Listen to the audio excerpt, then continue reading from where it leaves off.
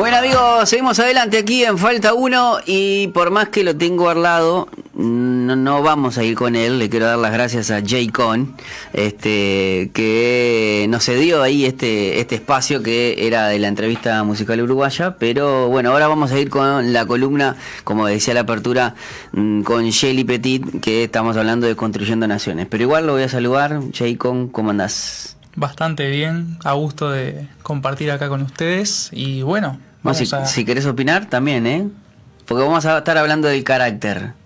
Opa, bien, ¿Sí? me copa mucho. Sí, buenísimo. Ojo, bueno, entonces Shelly, primero buenas tardes, ¿cómo andás? ¿Todo bien? Muy bien, gracias a Dios, por acá. Un gusto, Jacob. Y claro, las opiniones también son válidas. A través del arte también construimos naciones. Y el arte necesita hoy en día mucho carácter. Ahí va. Bueno, vamos a ir retomando de lo que fue. Estamos hablando justamente del carácter, pero todo dentro de un esquema que estamos hablando de los pilares de la también de cómo construir una nación, ¿no, Shelly? Exactamente. ¿Cuáles son los principios o qué principios podemos aplicar para construir naciones? Los primeros principios son internos, pero los últimos principios ya apelan más al trabajo en sociedad. Comenzamos hablando desde el año pasado acerca de la individualidad de Dios en todas las cosas y en cada persona, cómo cada persona es única, así como Dios es único, con un propósito único para el tiempo que Dios ha determinado. Aprendimos también sobre el autogobierno, cómo yo razono la verdad, razono algún principio y decido aprender voluntariamente a gobernarme bajo ese principio, y en la medida que desarrollo autogobierno pues ya construyo el carácter. Al principio me cuesta aprender a vivir conforme a esa verdad que estoy aprendiendo, pero una vez que se hace parte de mí pues ya construye el carácter, y es el carácter lo que sostiene luego, o sea, el carácter que tiene una persona se ve reflejado en la familia, y el carácter de las familias se va a ver reflejado en el carácter de la nación. Si queremos países libres, con presidentes que apelen a la libertad, pues necesitamos también tener una sociedad cuyo carácter pueda sostener esa forma de liderazgo y de gobierno libre. Pero aquellos gobiernos que deseen pues tener mayor control de la manera equivocada sobre las naciones, aquellos gobiernos, y lo vemos a lo largo de la historia, todos los gobiernos centralizados o tiranos han construido primero una base de educación para cambiar el pensamiento de las personas, y por medio de la educación formar un carácter que sostenga esa forma de gobierno. Toda filosofía de gobierno se sostiene sobre una filosofía de educación. No sé si eso lo mencionamos. Creo, eso fue donde habíamos quedado justamente en la anterior vez, que era muy importante, y bueno, y que no pasaba desapercibido el hecho de tener gobernantes y políticos que le prestaran mucha atención a la filosofía y la educación, porque bueno, iban a lo que vos estás diciendo, ¿no? Y lo importante de tener de tener ese grado de importancia en la educación, con el carácter y forjándolos. Y bueno, si querés un buen carácter, creo que es más trabajoso, ¿no? Porque es como te dicen que a veces, y bueno, incluso lo podemos ver citando la Biblia cuando dice en Oseas, ¿no?, que mi pueblo pereció por falta de conocimiento. A veces cuando no hay, y cuando hablo de conocimiento no hablo solamente de conocimiento que se hace en general, pero en la formación del carácter tiene que ver no solamente con enseñarles, yo qué sé, matemáticas o algo académico, sino también situaciones, circunstancias, forjando justamente el carácter. Exactamente, porque a veces creemos que el carácter tiene que ver solamente con ser, no sé, amable, ser paciente, pero el carácter también tiene que ver con el sentido de justicia, el carácter tiene que ver con valentía, y los gobiernos tiranos no forman este tipo de carácter, ¿okay? Los gobiernos tiranos, de hecho, no enseñan un conocimiento que le permita a la persona pensar por sí mismo. De hecho, el conocimiento no está basado en el razonamiento, sino en la memorización. Y muchas veces bajo este tema de tienes que respetar, tienes que obedecer, pero no te enseñan el por qué es buena la ley o por qué es mala la ley, porque no les interesa. Lo único que les interesa es que seas obediente. Claro, que seas un robotito. Exactamente. Pero aquellos que apelamos a tener...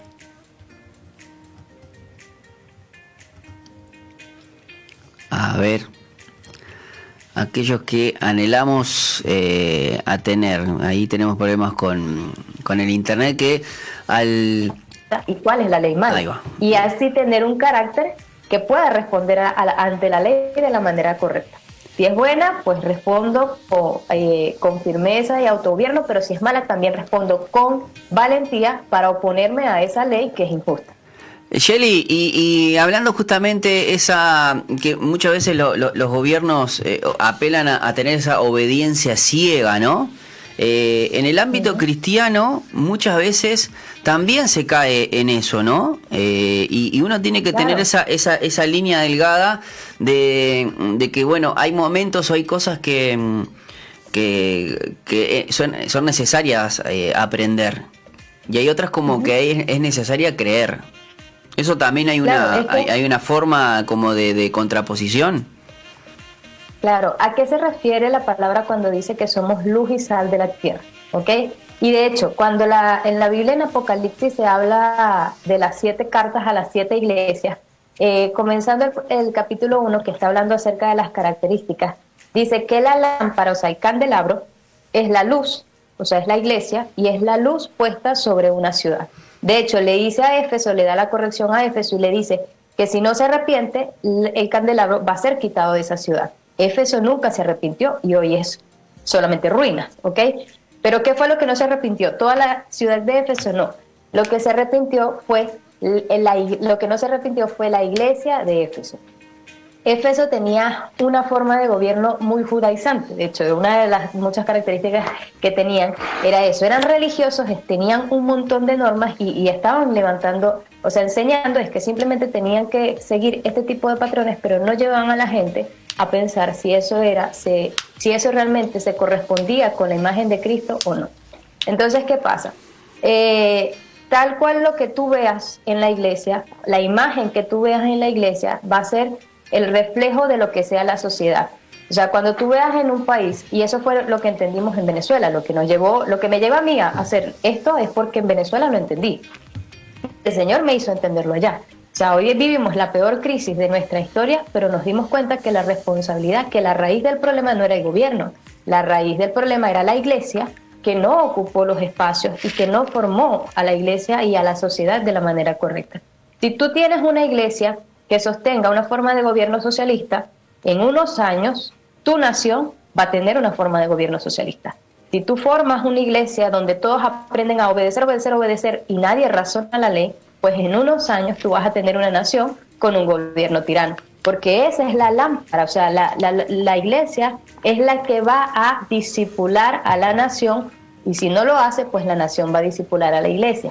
Pero como sea la iglesia, así va a ser la nación. Como sean las familias de la iglesia, así va a ser la nación. Si en las iglesias, si en las familias de la iglesia hay alto índice de divorcio, pues lo mismo va a ocurrir afuera. Porque ¿para qué está puesta la iglesia en un país, en una nación y en una ciudad? Pues para hacer luz, para enseñarle a las personas cómo deben comportarse. Pero si ella no refleja el carácter, pues mucho menos. Era lo que hablábamos la última semana que estuvimos, precisamente cuando yo hablaba con este amigo que era homosexual, y le decía, ¿no te das cuenta del alto índice que hay de divorcios dentro de las parejas homosexuales? Y él me dice, sí, Chely, pero eso también pasa en las iglesias, eso también pasa en la sociedad, eso yo lo veo en tu iglesia, o sea, la iglesia cristiana no se salva de eso. Entonces, ¿cómo vienes tú a enseñarme a mí cuál es el modelo de familia cuando ustedes luchan con el mismo problema? Y claro, ahí me dejó como, oh, rayos, porque es verdad. Como iglesia no estamos reflejando el carácter correcto, no estamos viviendo los principios y pretendemos que la nación se sostenga. Igual, Shelly, no lo también, estamos también, logrando. también está bueno, eso quizás es algo, una posición negativa, o sea, un ejemplo negativo, pero también podríamos volcarnos, imaginándonos, hablando con ese amigo tuyo, que por ejemplo, también uno refleja, y en varios países ha pasado que hay, en las cárceles hay módulos evangélicos. Pasa mucho acá en Uruguay, pasa en Argentina, por ejemplo. Y vos ves que el grado de porcentaje de reincidencia en aquellos que salieron de esos módulos, comparados con el resto, es mucho menos. Claro, Eso sería exacto, también, porque hay o luz, sea, hay verdad. claro, pero contraponiendo a lo que, o sea, no digo que le estemos contestando a tu amigo, ¿no? Pero sí también hay en poner en balanza de que, claro, cuando uno refleja el carácter el carácter que corresponde, refleja el carácter de Jesús, se ven esos resultados. Y muchas veces hay muchos reclusos que utilizan los módulos como para, a veces como escape, y al final terminan siendo restaurados, y bueno, y se cumple, ¿no? Y gracias a Dios por todos los ministerios carcelarios que hay en toda Latinoamérica, que su fin es predicar el Evangelio, pero también es restituir la dignidad del presidiario, ¿no? Ujú, exactamente. De hecho, hay un caso precisamente de estos ministerios que trabajan por la transformación de las naciones en Ciudad de Juárez. Bueno, lo conocí en Venezuela, él es de Ciudad de Juárez, su pastor. Dios lo llamó a salir, o sea, a dejar el pastorado por un tiempo. Y al principio le costó, luego obedeció. Y Dios le dijo que se plantara en un parque de la ciudad a orar. Y él nunca había orado por la ciudad. Y él se plantó allí. Y primero iba un periodista a preguntarle qué hacía, y cuando le dijo no, que solamente estaba orando por la ciudad, el periodista dijo, esto no vende. Y se fue. Pero el dueño del periódico le dijo, bueno, vas a ir todos los días y le vas a preguntar qué es lo que Dios está diciendo ese nuevo día para la ciudad. Y comenzó a ir, y al mes ya había un montón de periodistas alrededor de él, y se hizo muy conocido lo que Dios estaba hablando para la ciudad.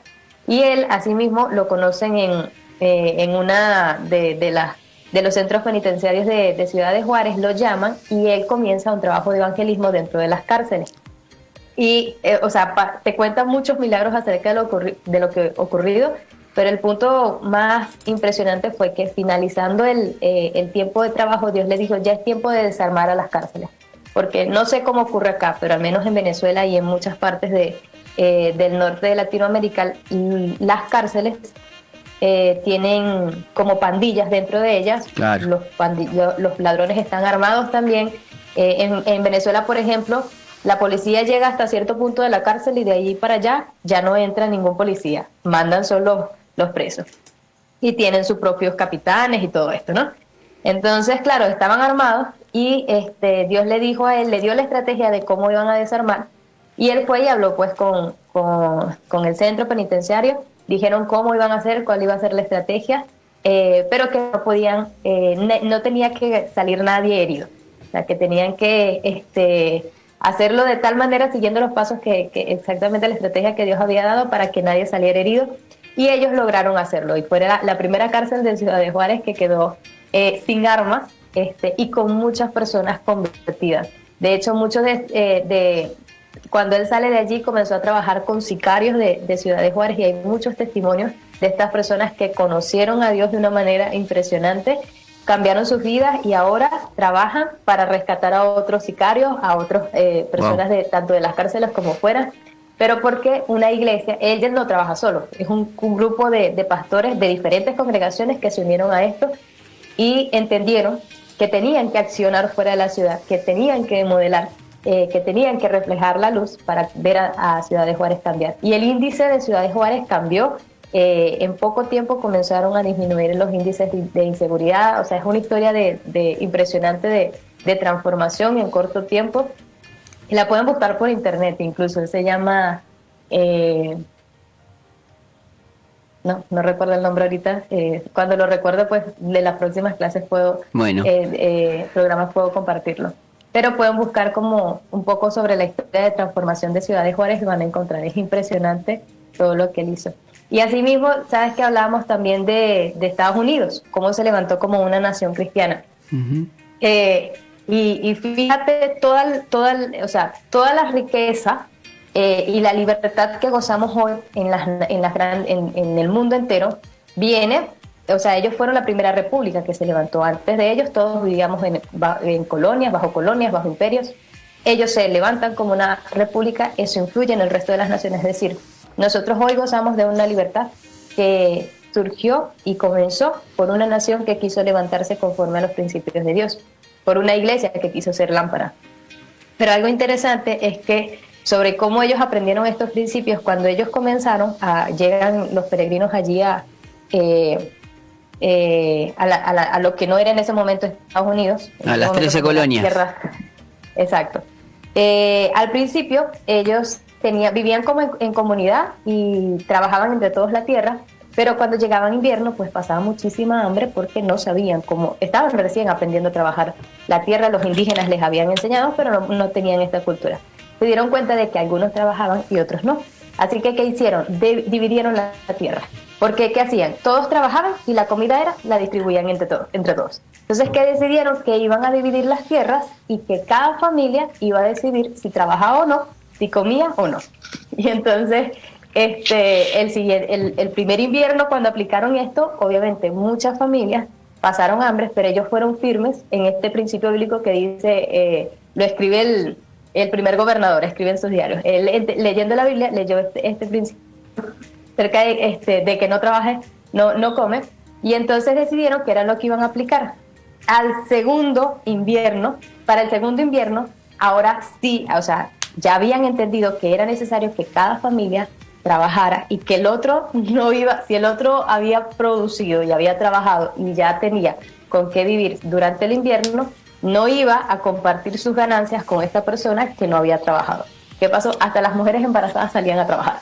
O sea, el enfermo salía a trabajar, o sea, y a trabajar su tierra, no a trabajar para otro. Cada uno tenía que trabajar su tierra y así se levantaron como una nación que hasta el sol de hoy es conocida por ser personas le dan mucho valor al trabajo. Desde muy jóvenes están trabajando. Los jóvenes ya a los 20 años ya tienen sus propiedades, ya comienzan a plantearse el salir de casa porque están acostumbrados a que salen del colegio, inmediatamente comienzan a trabajar y a pensar en algún... No, y aparte porque se tienen que pagar su universidad y ese tipo de cosas, ¿no? Exactamente. Es una cultura que nació entendiendo el valor del trabajo. Pero comenzaron así, no, al principio era socialismo, porque lo dividimos entre todos, trabajamos entre todos y la riqueza es de todos y la distribuimos entre todos. Tenían esta idea que habían aprendido de la corona inglesa.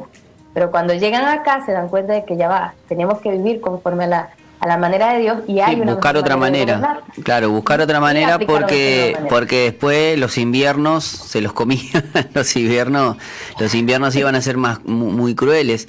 Es más, creo que en uno de esos inviernos fue como cuando que nace esa tradición de la Acción de Gracias, ¿no? Sí, el primero. Cuando ellos conocen a la primera tribu indígena que decide recibirlos, fue porque un indígena había sido esclavo en Inglaterra y regresó, y él había aprendido inglés por eso.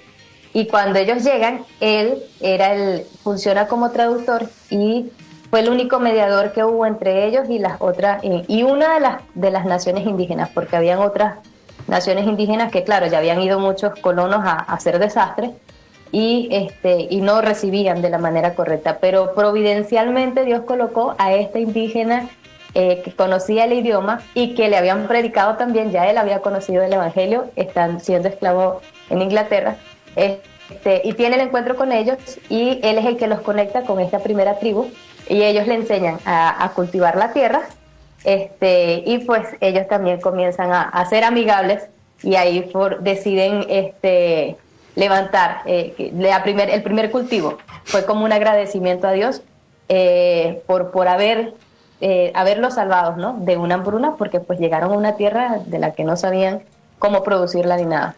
Y en agradecimiento a Dios, pues entonces hacen esta cena en conjunto, los indígenas con los peregrinos, y es lo que llaman entonces la acción de gracias. Cazan pavos, pero también hay cultivan pues maíz y hay toda esta tradición alrededor de eso. De ahí viene, que es una providencia de Dios. Que también es una muy buena. A veces uno exporta tradiciones como Halloween, extranjeras, y esta es una muy linda, porque aparte tiene un lindo significado, es dar gracias, ¿no? Ser agradecidos y bueno, obviamente conociendo un poco la historia. Bueno, Shelly, podríamos terminar con el tema de carácter, ¿no? Porque creo que quedó muy claro, es necesario aprender a nuevamente y forjar un carácter desde la visión de Dios, ¿no? Y que podamos construir una educación saludando libre e independiente. Claro, no, claro, y que y ese valor al trabajo. Ese valor al esfuerzo, ponderarlo y que la educación tenga eso, no es que hasta hace unos años a veces la gente, como es, los niños repetían o no te lo repetían, querían que siguieran, viste, en vez de, y yo vengo de una educación donde no daba las notas y repetía, o sea, que era un sinónimo de no esfuerzo, ¿no? Obviamente salvando las distancias de aquellos que sí habían con problemas de aprendizaje, pero que si estabas de vivo, estabas de vivo. A mí me pasaba en el liceo, que estuve de vivo 2 o 3 años, donde me pasó que los primeros 3, 4 meses estaba para la joda, y después en agosto repuntaba y me daba, pero ya en cuarto ya no me dio. En cuarto ya no me dio y tuve que esforzarme mucho más y bueno, a tal punto que bueno, después tuve que dejar el liceo y terminé el liceo a los 27 en vez de a los 21. Vos, Shaycon... Pero fíjate cómo tenías una profesora que no pudo darse cuenta de esas fallas que estabas teniendo desde antes. O sea, el problema no fue en cuarto, el problema comenzó antes. Pero cuando tenemos este tipo de educación estandarizada, donde el maestro no tiene la oportunidad de trabajar uno a uno, porque le es difícil atender 30, claro, ocurren ese tipo de cosas, ¿sabes? No puedes atacar el problema desde el principio. Por eso, claro, a un gobierno no le interesa tampoco que atacar ese problema. Así que dele 40, 60... O a un gobierno le debería de importar. Le debería importar, claro, cuando quiere forzar un carácter en sus niños y en sus jóvenes desde pequeños. Yo le estaba preguntando a Jaycon si terminó el liceo. El liceo no lo terminé y fue por esa razón también, yo creo, ¿no? De esa falta de carácter.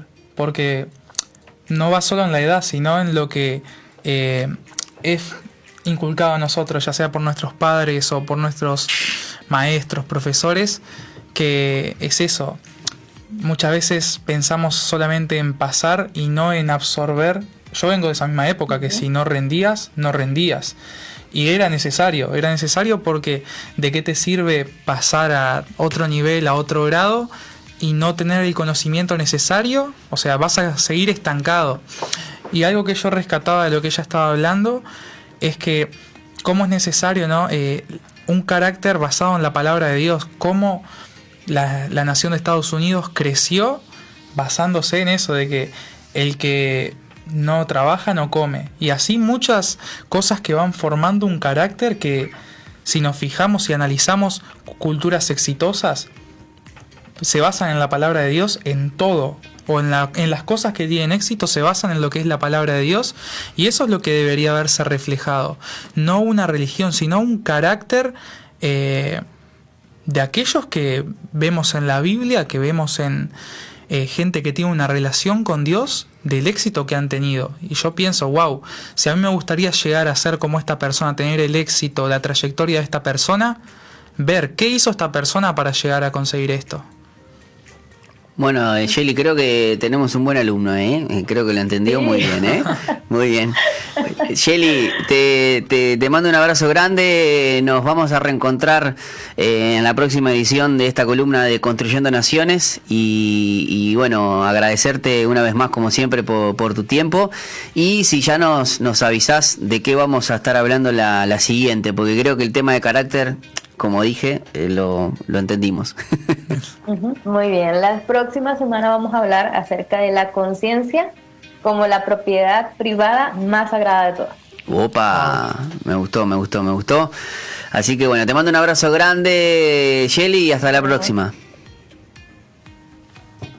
Nosotros nos vamos a ir a la pausa y al regreso venimos ya con la entrevista musical uruguaya con Jay Con.